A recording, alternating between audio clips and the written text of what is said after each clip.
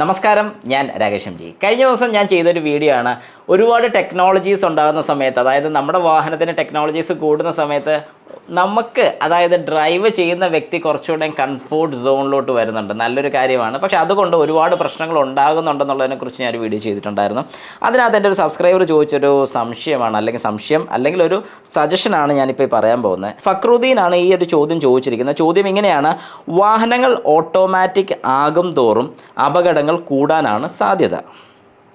വാഹനം ഓടിക്കൊണ്ടിരിക്കുമ്പോൾ തീ പിടിക്കുന്നത് ഇപ്പോഴത്തെ ഒരു സാധാ സംഭവമാണ്. ശരിക്കും അതൊരു ശരിയായിട്ടൊരു നടപടിയാണെന്ന് ഞാൻ പറയുന്നില്ല. ഓക്കെ, സംഭവിക്കുന്നുണ്ട് എന്ന് പറഞ്ഞ് നമ്മൾ സംഭവിക്കാതിരിക്കട്ടെ എന്ന് വിചാരിക്കാവുള്ളൂ. പിന്നെ ഇത് എന്തുകൊണ്ടാണ് ഈ പറയുന്നൊരു തീപിടുത്തം ഉണ്ടാകുന്നതെന്ന് ചോദിച്ചു കഴിഞ്ഞാൽ, പലപ്പോഴും നമ്മൾ ശ്രദ്ധിക്കാതെ പോകുന്ന ചെറിയ കാര്യങ്ങൾ കൊണ്ടാണ്. അതായത് പ്രത്യേകിച്ച് നമ്മളിപ്പോൾ അഡീഷണൽ ഫിറ്റ്മെൻറ്റ് ചെയ്യുന്നൊരു തെറ്റാണെന്ന് ഞാൻ ഒരിക്കലും പറയത്തില്ല. പക്ഷേ പ്രോപ്പറായിട്ടുള്ള ഫിറ്റ്മെൻറ്റിലൊക്കെയാണ് കാര്യം ഇരിക്കുന്നത്. അത് മാത്രമല്ല, സർവീസിൻ്റെ കാര്യം ഇതൊരു ബാധകമാണ്. കാരണം എന്താണെന്ന് പറഞ്ഞാൽ, സർവീസ് പ്രോപ്പർ അല്ലെന്നുണ്ടെങ്കിലും വാഹനത്തിൽ തീപിടുത്തം ഉണ്ടാകാനുള്ള ചാൻസസ് കൂടുതലാണ്. കാരണം നമ്മൾ ഓരോ സർവീസിലും ഇൻസ്പെക്ഷൻ ചെയ്യുന്നതിൻ്റെ കൂട്ടത്തിൽ എന്തെങ്കിലും പ്രോബ്ലംസ് ഉണ്ടോ, ഏതെങ്കിലും വയർ എവിടെയെങ്കിലും ഷോർട്ട് ആകുന്നുണ്ടോ, ഈ നമ്മുടെ വാഹനം എന്ന് പറഞ്ഞാൽ അതിൽ വൈബ്രേഷൻസും കാര്യങ്ങളൊക്കെ വരുന്നുണ്ട്. എഞ്ചിനിൽ നിന്നുണ്ടാകുന്ന വൈബ്രേഷൻസ്, ഈ വൈബ്രേഷനൊക്കെ കാരണം കൊണ്ട് നമ്മുടെ വാഹനത്തിൻ്റെ വയേഴ്സ് എല്ലാം കയറി പോകുന്ന ക്ലിപ്പുകളിൽ ലൂസ് ഉണ്ടാകാം, പൊട്ടിപ്പോകാനുള്ള ചാൻസ് ഉണ്ട്. അത് എവിടെയെങ്കിലുമൊക്കെ ഉരഞ്ഞ് അത് സ്പാർക്ക് ഉണ്ടായി തീ പിടിക്കാനുള്ള ചാൻസസ് കൂടുതലാണ്. അതുകൊണ്ട് സർവീസൊക്കെ കൃത്യമായിട്ട് ചെയ്യുന്ന ഒരു വാഹനത്തിന് പ്രത്യേകിച്ച് ഒരു കുഴപ്പവും വരാനുള്ള ചാൻസസ് ഇല്ല. ഇനി അതിൻ്റെ ബാക്കി വായിക്കാം. പഴയ വാഹനങ്ങൾ തീ പിടിക്കുമ്പോൾ ഡോറ് തുറന്ന് നമുക്ക് രക്ഷപ്പെടാം. എന്നാൽ കൂടുതൽ വിലയുള്ള ആധുനിക സൗകര്യമുള്ള വാഹനങ്ങൾ തീ പിടിക്കുമ്പോൾ രക്ഷപ്പെടാൻ സാധ്യത കുറവാണ്. കാരണം വാഹനത്തിൻ്റെ ഡോർ ആ സമയം ഓട്ടോമാറ്റിക് ലോക്ക് ആകും. അത് തെറ്റായൊരു ധാരണയാണ്. കാരണം അങ്ങനെ ലോക്ക് ആകത്തില്ല. ഇപ്പം ശരിക്കും ഓട്ടോമാറ്റിക് ലോക്കിങ് തീ പിടിക്കുമ്പോൾ ഉണ്ടാകും എന്നുള്ളതല്ല. ശരിക്കും നമ്മുടെ വാഹനം ഒരു സ്പീഡ്, അതായത് വാഹനം സ്റ്റാർട്ട് ചെയ്ത് ഏകദേശം ഒരു 10 കിലോമീറ്റർ സ്പീഡൊക്കെ എത്തുന്ന സമയത്ത് ഓട്ടോമാറ്റിക്കായിട്ട് ലോക്ക് ആവുന്ന വാഹനത്തിൻ്റെ ഫംഗ്ഷനാണ്.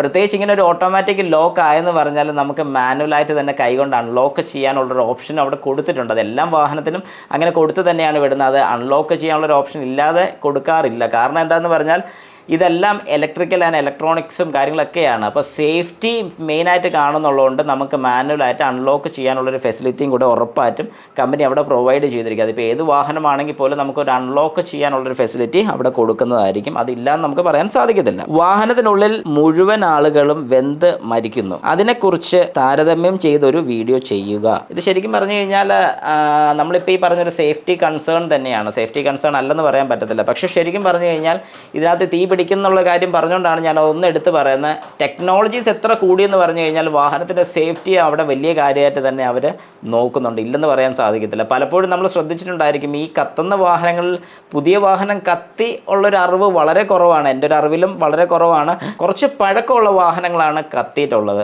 കൂടുതലും കത്തി നമ്മൾ കണ്ടിട്ടുള്ളത്. ഈ പഴക്കമുള്ള വാഹനങ്ങളിൽ ചിന്തിക്കുന്ന ആൾക്കാർ എന്താണ് ചെയ്യുന്നതെന്ന് ചോദിച്ചു കഴിഞ്ഞാൽ, കൃത്യമായിട്ടുള്ള സർവീസ് ഇനി വേണ്ട, ഇത്ര നാൾ കഴിഞ്ഞില്ലേ, ഇനി ഇപ്പോൾ ഇടയ്ക്ക് വല്ലപ്പോഴൊക്കെ നോക്കാം എന്ന് വിചാരിച്ച് കൊണ്ട് നടക്കുന്ന വ്യക്തികളും സ്വന്തമായിട്ട് ഓരോ പണി ചെയ്ത് നോക്കുന്ന, അതായത് സ്വന്തമായിട്ട് ഓരോ പണിയെന്ന് ഉദ്ദേശിക്കുന്ന ഓരോ വയറിങ്ങും കാര്യങ്ങളൊക്കെ സ്വന്തമായിട്ട് ചെയ്ത് പഠിക്കുന്ന ആൾക്കാർ. പഠിക്കുന്നതുകൊണ്ട് തെറ്റുണ്ടെന്ന് ഞാൻ പറയത്തില്ല. പക്ഷേ ചെയ്ത് കഴിഞ്ഞ് അതിൽ എന്തെങ്കിലും പ്രശ്നമുണ്ടോ ഇല്ലെന്ന് കൺഫേം ആക്കി നോക്കിയതിന് ശേഷം മാത്രം ഒരു വർക്ക് നമ്മൾ പൂർത്തിയാക്കാവുള്ളൂ. അപ്പോൾ അത് നമ്മൾ അറിഞ്ഞ് അല്ലെങ്കിൽ നമ്മൾ ശ്രദ്ധിച്ച് വൃത്തിയായിട്ട് നോക്കി ആ ചെയ്തൊരു വർക്ക് പെർഫെക്റ്റ് ആണെന്നുള്ളത് കൺഫേം ആക്കിയതിന് ശേഷം മാത്രം മാറ്റാവുള്ളൂ, അല്ലെങ്കിൽ തീർക്കാവുള്ളൂ. അതൊക്കെ നോക്കി കൃത്യമായിട്ട് ചെയ്യുകയാണെങ്കിൽ തന്നെ നമ്മൾ ഈ പറഞ്ഞൊരു തീപിടുത്തം ഒഴിവാക്കാനുള്ള സാധ്യത, അല്ലെങ്കിൽ തീപിടുത്തം ഒഴിവാക്കാൻ സാധിക്കും എന്ന് തന്നെ ഞാൻ ഉറപ്പ് പറയുന്നതായിരിക്കും. പിന്നെ ഈ പറഞ്ഞതുപോലെ ടെക്നോളജികൾ കൂടുന്നതിനനുസരിച്ച് നമ്മൾ നമ്മുടെ ലൈഫ് ഈസിയർ ആവുകയാണ്. പക്ഷേ എന്താണെന്ന് പറഞ്ഞാൽ നമ്മുടെ ആ ഒരു സ്കില്ല് നമ്മൾ നശിപ്പിക്കുകയാണ് ചെയ്യുന്നത്. കാരണം നല്ല രീതിക്ക് ഡ്രൈവിംഗ് അറിയാവുന്ന ഒരാളുടെ എല്ലാം കൂടെ കൊണ്ടു കൊടുക്കുന്ന സമയത്ത്, അല്ലെങ്കിൽ ഇപ്പം ബുദ്ധിമുട്ടി നമ്മളൊരു സ്ഥലത്തെത്തുന്നതും ഫ്രീ ആയിട്ടൊരു സ്ഥലത്തെത്തുന്നതും രണ്ടാണ്. ബുദ്ധിമുട്ടി എത്തുന്ന സമയത്ത് നമുക്ക് അതിൻ്റെ കഷ്ടപ്പാട് എന്താണത്, അതിൻ്റെ ഒരു എഫേർട്ട് എന്താണെന്നുള്ളതും നമ്മൾ ഒരു കാരണവശാലും മറക്കത്തില്ലെന്ന് ഞാൻ വിശ്വസിക്കുന്നൊരു വ്യക്തിയാണ് ഞാൻ. കാരണം ഇപ്പം വാഹനം ഓടിക്കുന്നൊരു കാര്യമാണെങ്കിൽ ഒരു ചെറിയൊരു ഗ്യാപ്പിൽ കൂടെ നമുക്ക് വാഹനം ഓടിച്ചുകൊണ്ട് പോകാൻ സാധിക്കുന്നത് ക്യാമറാസും കാര്യങ്ങളൊന്നും ഇല്ലാത്തൊരു സമയത്ത് നമ്മൾ ചെയ്തിട്ടുള്ളൊരു കാര്യമാണ്. പക്ഷേ ഇപ്പോഴത്തെ ഒരു സെനീറിയോ വെച്ച് നോക്കുകയാണെങ്കിൽ ഇതെല്ലാം അത്യാവശ്യം ആയിക്കൊണ്ടിരിക്കുക. ഇപ്പം കൃത്യമായൊരു എക്സാമ്പിൾ പറയുകയാണെങ്കിൽ മാരുതിയുടെ ബലേനോ എന്ന് പറയുന്നൊരു വാഹനം, ശരിക്കും പറഞ്ഞാൽ ആ വാഹനത്തിനകത്ത് ഇരുന്ന പുറയിൽ ആരെങ്കിലും നിൽക്കുന്നുണ്ടോ എന്ന് അറിയാൻ പറ്റത്തില്ല. 100% സത്യമാണ്.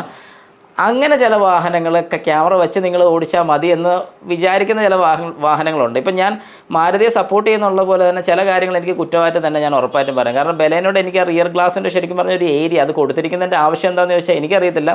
കുറച്ച് പൊക്കമുള്ള, അതായത് ഏകദേശം ആ വാഹനത്തിൻ്റെ ഗ്ലാസിൻ്റെ അത്രയും പൊക്കമുള്ള ഒരാൾ നിന്ന് കഴിഞ്ഞാൽ കാണാമെന്നല്ലാതെ എത്ര ദൂരം മാറിയാണെങ്കിലും പോലും താഴോട്ടുള്ള പോർഷന് ഡിസ്റ്റൻസ്, അതായത് നമുക്കൊരു കാഴ്ച ശരിക്കും കിട്ടുന്ന ഒരു രീതിയല്ല. അതുപോലത്തെ വേറെ ഒരുപാട് വാഹനങ്ങളുണ്ട്. ഒരു എക്സാമ്പിൾ പെട്ടെന്ന് മനസ്സിൽ വന്ന് ഞാൻ പറഞ്ഞെന്ന് മാത്രമേ ഉള്ളൂ.